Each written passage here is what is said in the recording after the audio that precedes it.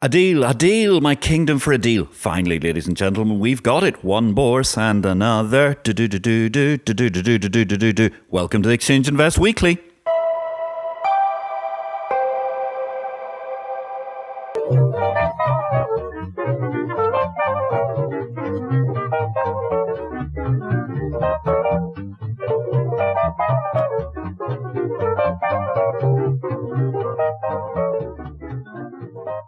Well, it was the best of times and the worst of times in M&A land. We finally got a deal, ladies and gentlemen, after lots of merger speculation, precisely none of which actually talked about the deal in question. The Boerse Berlin, that august institution, most recently run by Jörg Waller and Arthur Fischer, who are both now going to be in the process of retiring their posts. Well, indeed, Arthur was going to be retiring anyway. The Boerse Berlin is being taken over in a curious deal, Tradegate, with which it's always had a certain degree of relationship, which is owned 75% by the Deutsche Boerse itself. So therefore, Deutsche Boerse, which owns Tradegate, is ultimately acquiring the Berlin Stock Exchange, a venue in recent years of all manner of interesting high-speed trading and other platform-driven marketplace operations. Good luck to all parties concerned, particularly the incoming erstwhile Tradegate CEO, who's going to run the Boerse Berlin, Oliver Schabris. Of course, in other news, there was another deal that was being much discussed this week. In fact, we started the week with lots of people saying Hong Kong will sweeten the deal for the London Stock Exchange. Well, it wasn't to be. Tuesday morning came and news reached us from Hong Kong that Hong Kong had decided for various reasons to withdraw from going hostile. Is it the end of the hostile merger? Who knows? Certainly it was an interesting and fascinating deal while it lasted. And indeed it may yet rise again. Of course, The Telegraph, in its role as continuity London Stock Exchange advocate-in-chief, interviewed Stephen Schwarzman at the weekend, which was quite interesting. He was certainly very aggressively defending the Blackstone side of the Refinitiv deal. And it looks as if, well, at least if nothing else, come November, maybe December, there's going to be a vote on the LSE-Refinitiv. Shareholders seem to be increasingly restive, though, as concerns rise. Just how capable is the London Stock Exchange of integrating the unintegratable? The good folks of formerly Reuters, formerly Thomson Reuters, formerly Refinitiv, none of whose management teams managed to get together with the behemoth and actually managed to run it as a modern digital configuration.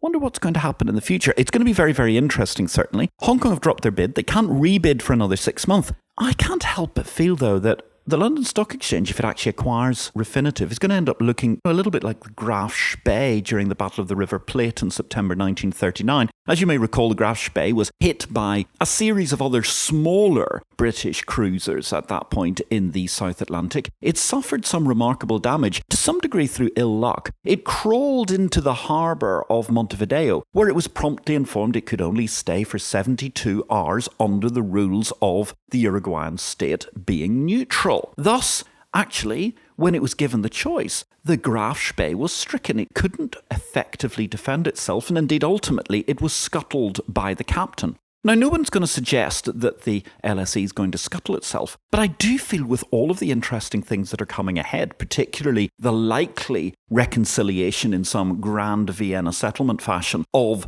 the business of Euroclear, that we're going to see a huge number of opportunities that the LSE are going to be missing because they're all going to be below decks in the engine rooms trying very hard to seal the leaks that are going to be coming from the difficulties of taking 5,000 LSE staff, integrating them into nearer 20,000 Refinitiv staff, and ultimately I think that's going to be a recipe for chaos. Hong Kong exchanges ultimately got their act together. They did a great deal of work. They've certainly put themselves on the map in a much, much bigger way. Ultimately, the future outlook for the Hong Kong exchange is fascinating. They have huge opportunity, huge optionality ahead. Who knows, perhaps they can be involved in the ultimate carving out of Euroclear in a form of grand bargain. Certainly, Hong Kong exchanges have done a great deal to raise their profile, and now we know there is a predator on the block, and there's a predator on the block that does not necessarily need to seek antitrust protection for a lot of the deals that it could potentially do. Of course, during the course of the week, the usual incompetent media quarters all told us that we should await bids from the Intercontinental Exchange and others, and as ever, nothing happened. Plus ça change in many ways in the M&A landscape. Sanctimonious and rather arrogant articles coming out of London suggesting that the LSE is impossible to take over may yet prove to be folly. Look forward. I hope the Graf Spee analogy doesn't turn out to be true, but I'm very, very worried. The LSE is not capable of integrating Refinitiv under its current management. There's only one daily news source for the business of bourses, Exchange Invest, the exchange of information. Exchange Invest publishes the daily digest of everything in the market structure industry around the world in a user-friendly email briefing format from Monday to Friday. With additional pith by former Exchange CEO and long-standing fintech pioneer Patrick L. Young, yes, that's me, Exchange Invest is the unique one-stop shop for the daily news in markets, market operators and related functions.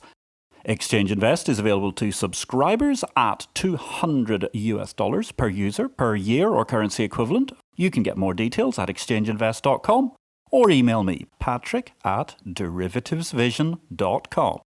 Elsewhere in results and deals, demutualisation of the stock exchange was high on the list in Sri Lanka during the course of this week. There were also interesting discussions from the former Nasdaq CEO, Bob Greifeld. He was warning that the recent IPOs in the USA, those IPOs with an unclear path to profits, and of course we can think of none other than particularly WeWork, dramatically pulled in recent weeks. Those IPOs, or those potential IPOs, remind Bob Greifeld of the tech bubble. In other words of wisdom, Bob Greifeld noted there's a hidden cost to free stock market trading. Absolutely true, of course, we've been discussing it before in this podcast, but good to at least hear an elder statesman, as he now is, of the Bourse parish, Bob, coming together and giving his sensible outlook on these sorts of things.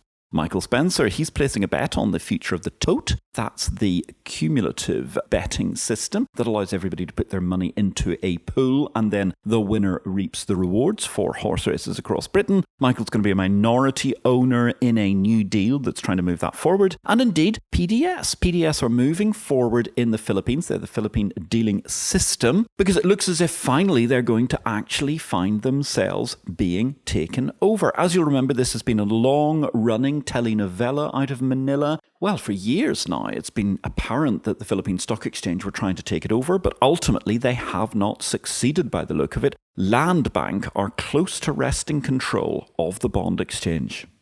Thanks for listening to Exchange Invest Weekly. We welcome your feedback. You can contact me directly, patrick@derivativesvision.com, with any comments. Meanwhile, if you enjoyed this show, we would welcome you giving us a thumbs up.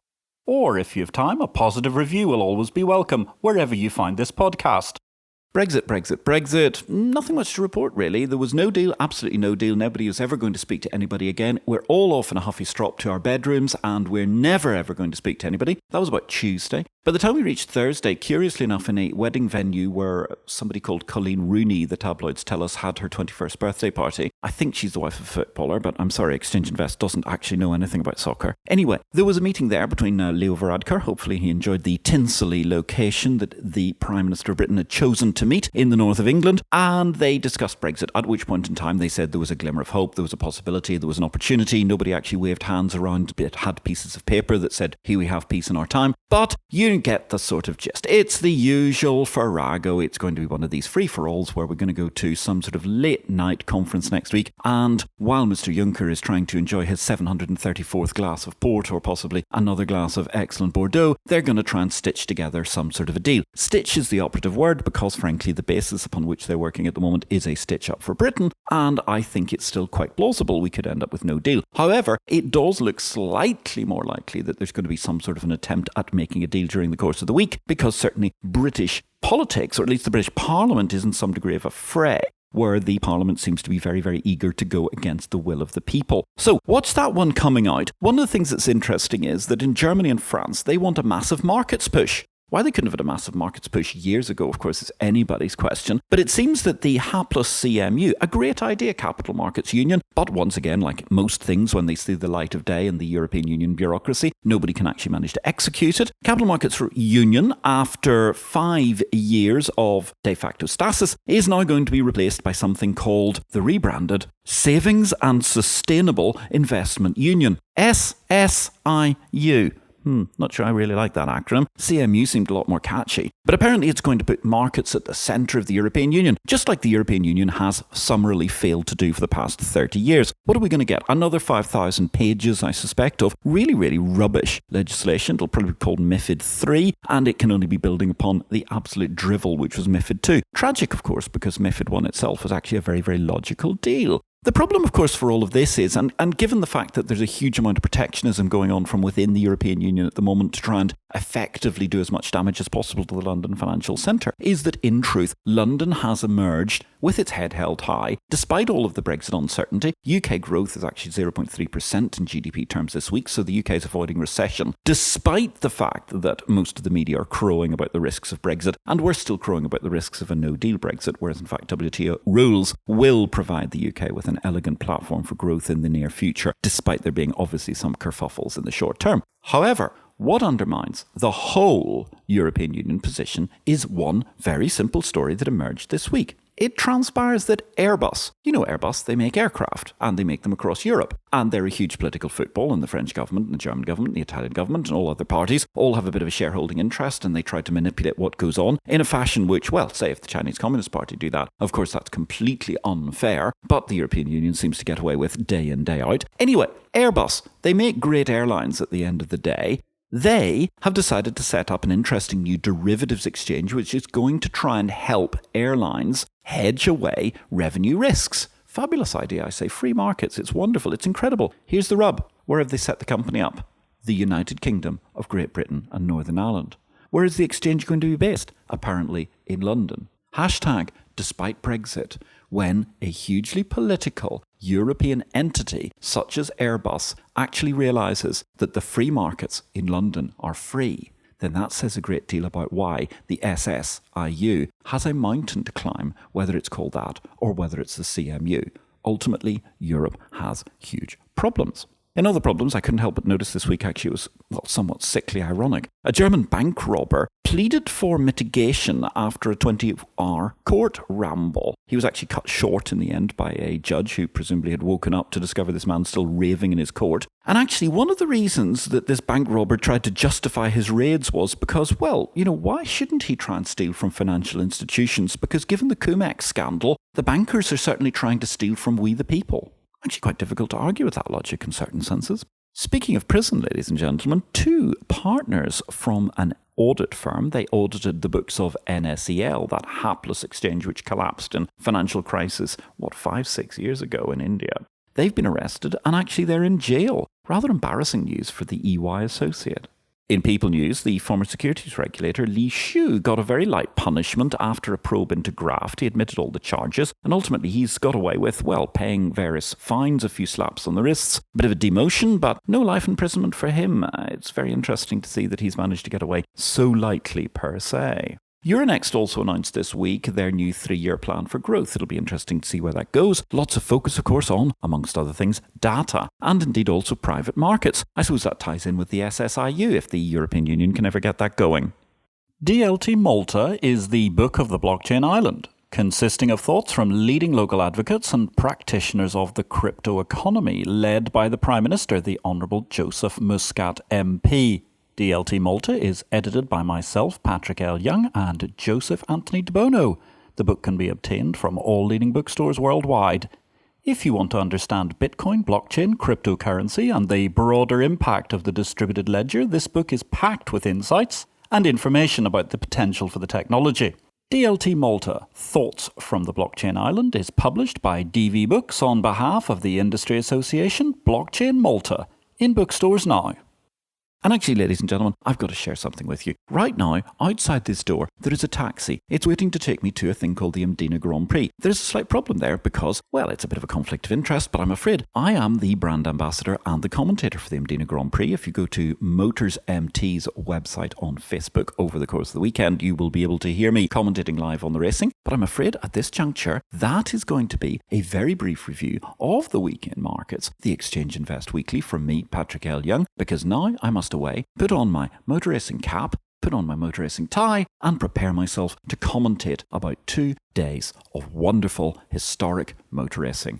This is me, Patrick L. Young, thanking you very much for listening to the Exchange Invest Weekly. We'll be back Monday with the Exchange Invest Daily Newsletter. If you're not a subscriber, only $200 a year keeps you on the inside track. Thanks for listening. Have a great week in markets.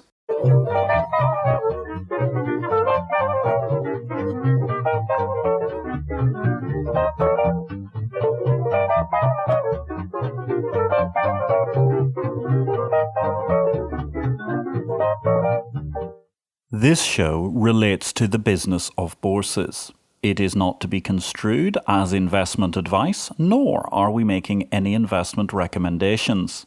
Please consult an investment advisor before you make any investments, and for goodness sake, do your due diligence and do not make investments without complying with the regulations in your home state. Exchange Invest cannot be held responsible for any investment decisions made as a result of our programme, which is for entertainment purposes only.